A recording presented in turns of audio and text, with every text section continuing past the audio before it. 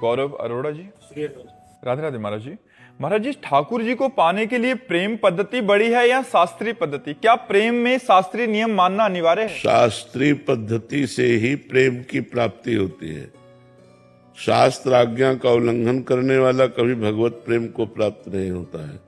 इसलिए तस्मात् शास्त्रम प्रमाणम ते कार्या कार्यो व्यवस्थित हो। क्या करना चाहिए क्या नहीं करना चाहिए, जो शास्त्र की पद्धति है उसके अनुसार चले। बिना नियम के प्रेम नहीं होता और प्रेम में फिर नियम नहीं रहता। प्रेम जब प्रकट हो जाए फिर वो स्थिति होती है। और वो सुबह से बैठा है ये भगवान के ध्यान चिंतन में, उसे और कुछ स्मृति ही नहीं तो कौन सी पद्धति निर्वाह करे। पर वहां तक पहुंचने के लिए शास्त्र रूपी उसकी आज्ञा का पालन करने और रूपी सीढ़ी पर चढ़ना होगा। अगर हम मनमानी आचरण करेंगे तो प्रेम कोई खिलवाड़ है क्या कि भगवत प्रेम हो जाएगा? भगवत प्रेम अत्यंत दुर्लभ वस्तु है। तो समझ पा रहे ना आप, शास्त्र आज्ञा का पालन करके ही, नियम पूर्वक चलने पर ही भगवत कृपा से प्रेम प्रकट होता है। प्रेम से भगवान की प्राप्ति हो जाती है। हरिव्यापक सर्वत्र समाना, प्रेम ते प्रकट होए में जाना। प्रेम प्रकट हो गया फिर नियम सब उसी में लीन हो जाते हैं। पर जब तक प्रेम प्रकट ना हो तब तक शास्त्र आज्ञा का पालन करते हुए शास्त्र विधि का पालन करने वाला ही भगवत अनुरागी हो सकता है, मनमानी आचरण करने वाला नहीं। जी राधे राधे महाराज जी। महाराज जी, आपकी कृपा से और नाम करते करते 3 साल भी नहीं हुए आत्म स्वरूप का बोध और ब्रह्म साक्षात्कार आपने करवा दिया महाराज जी, इसके लिए बहुत बहुत आभार महाराज जी। पर शरीर अलग पीड़ा और नेगेटिव ऊर्जा से युक्त हो गया है महाराज जी, कोई अपराध बन गया है क्या? बढ़िया है। आत्म साक्षात्कार के बाद निगेटिव? महाराज जी, आत्म स्वरूप का बोध हो गया और ब्रह्म साक्षात्कार भी और निगेटिव अपराध बन गया, उसके बाद फिर डाउन। अपराध आत्म साक्षात्कार के बाद अपराध निगेटिव? कहां बात कर रहे बच्चा? ब्रह्म भूता प्रसन्नात्मा न सोचति न कांक्षति समाज सर्वेषु भूतेषु मद भक्तिम लभते पराम। जो ब्रह्म बोध हो जाता है अखंड प्रसन्नता, और ब्रह्म बोध हो गया तो सर्वम खलमिदम ब्रह्म, न कोई अपराध न कोई निगेटिव विचार रह नहीं जाता। जैसे दीवाल घड़ी से सेल हटा दो तो मिनट की सुई मिनट में, सेकंड की सेकंड में वो चल ही नहीं सकती। ऐसे जब ब्रह्म बोध हो गया तो अंतःकरण विचार शून्य हो गया, केवल ब्रह्म विचार भगवत विचार। कैसी बात! अरे बच्चा, नाम जप करो, भगवान का सुमिरन करो, भगवान की शरण में रहो। अभी बहुत मंजिल बाकी है, बहुत बड़ी मंजिल है बच्चा, बहुत बड़ी मंजिल है। नाम जप करो, भगवान कृपा करें आपकी बुद्धि शुद्ध रहे, इसी से जीवन आनंदित रहेगा। नाम जप करो। महाराज जी, ब्रह्म साक्षात्कार है क्या महाराज जी? आत्मबोध, स्वरूप का बोध जो इन्होंने लिखा है, वो वास्तविक स्थिति क्या होती? स्थूल शरीर, सूक्ष्म शरीर और कारण शरीर से राग रहित हो जाना। जैसे हमें इनके शरीर से कोई राग नहीं, ऐसे हमें अपने शरीर से कोई राग नहीं। जैसे इनको पीड़ा होने लगे तो हमको भी पीड़ा होगी दयावश देख के, ऐसे इस शरीर को पीड़ा होगी तो बस उतना ही बोध है जैसे इनको शरीर को पीड़ा होगी। बस शरीर से कोई ममता, शक्ति, अहंकार, कर्तृत्व भाव, भोक्तत्व भाव, ये सब खत्म हो जाता है। अरे ब्रह्म साक्षात्कार, आत्मबोध हो, अरे क्या बात तुम करते हो? आत्मबोध हो गया, मोक्षाधिपति हो गया, कोई साधारण बात है? मोक्षाधिपति, जहां चरण रख दे वो भूमि तीर्थ हो जाएगी। तीर्थी कुर्वन्ति तीर्थादि। कोई साधारण समझते हो ब्रह्मबोध संपन्न महापुरुष को? ऐसे देखने को कहां मिलते हैं ब्रह्मबोध संपन्न? ऐसे तो मिल जाएंगे, लेकिन ब्रह्मबोध संपन्न देखने को मिलते हैं बहुत कठिन है। आपका ब्रह्म ज्ञान होना कठिन है, फिर ब्रह्म बोध हो जाना है तो और कठिन बात है। आत्म प्रेमी ब्रह्मबोध संपन्न महापुरुष उड़िया बाबा थे। 18-18 घंटा पद्मासन में बैठते थे। 18-18 घंटा जो पद्मासन में बैठे हुए आत्म स्वरूप में स्थित, वो महापुरुष ब्रह्मबोध को प्राप्त हुए। बीच बीच में जो अनुभव होते रहते हैं कि ब्रह्म साक्षात्कार के, वो अरे सब मन है, बहुत चालबाज है यार। ये भगवान भी बल जाता है, ये बेईमान न जाने कहाँ फंसा देता। आज कहेगा ब्रह्मबोध है, कल भोगों में फंसा देगा। जब तक मन भगवदाकार नहीं होता तो इस धोखेबाज जादूगर मन से बचो।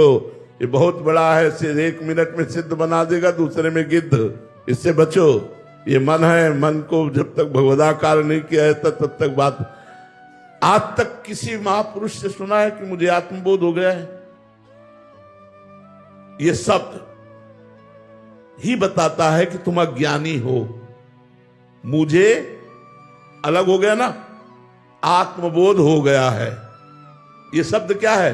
घोर अज्ञान का शब्द है, ये आत्मबोध का शब्द थोड़ी। मुझे माइक का बोध हो गया है कि ये आवाज पकड़ता है, समझ में आ गई बात। लेकिन मुझे आत्मबोध हो गया है तो मुझे एक अलग व्यक्तित्व हुआ ना, आत्मबोध अलग हुआ ना, ये घोर अज्ञान की बात है। आत्मा है कौन? मैं ही तो।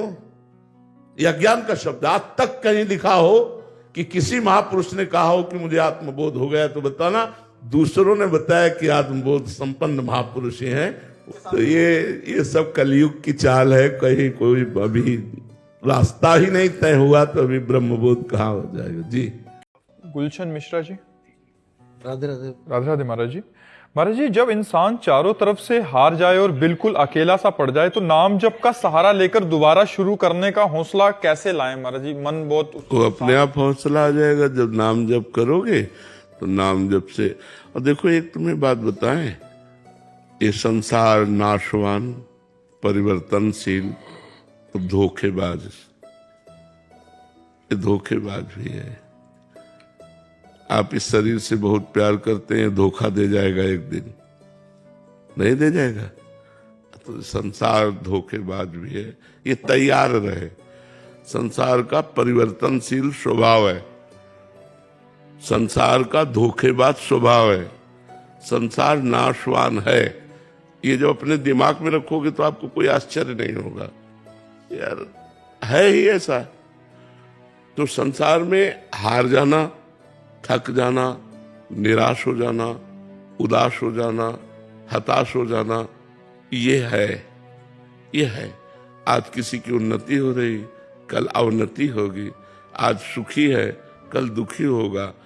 आज विपत्ति है तो कल संपत्ति आ जाए। ये खेल है संसार का, ये अच्छे से समझ लो। अध्यात्म क्या होता है? वो दिमाग को मजबूत करता है। तो बड़ी से बड़ी विपत्ति में भी वो धैर्य पूर्वक काम लेता है, एकदम घबरा जाएगा। हम सोचे कुछ है और उसके विपरीत हो रहा है तो हम घबरा जाएंगे कि नहीं? लेकिन हमारी सोच ही है कि ये सब धोखेबाज, नाशवान, परिवर्तनशील है। आज सर्वांग पुष्ट हैं, कल रहेंगे कि नहीं पता नहीं। अब एक आदमी स्कूटी से जा रहा है, अब स्कूटी फिसली, हाथ टूट गया, पैर टूट गया, अस्पताल में भर्ती है। वो क्या सोचे था 10 मिनट पहले कि हमारे हाथ पैर टूट जाएंगे? टूट गए। एक्सीडेंट हुआ, जान चली गई। ये है ऐसा संसार। तो हम भगवान का स्मरण करते रहे। हरि स्मृति सर्व विपद विमोक्षणम। भगवान का स्मरण ही समस्त विपत्तियों से बचाता है। तो हम जब गाड़ी से चलें तो नाम जप करते चलें। जब कोई व्यापार करना शुरू करें, नाम जप करते हुए, भगवान को प्रणाम करके, भगवान का आशीर्वाद लेकर। जब कोई हानि हो जाए तो भगवान की तरफ देखे कि आज हानि हुई है, कल लाभ मिल जाएगा। बहुत धैर्यपूर्वक संघर्ष में जीवन सबका होता है। कोई बिरला ही ऐसा होता है जो इन संघर्षों को पार कर पाए। वो बिरला वही होता है जो भगवान का भक्त होता है, भगवान से जुड़ा होता है। नहीं, अंतिम समय तक संसार से वो निराश होकर जाता है।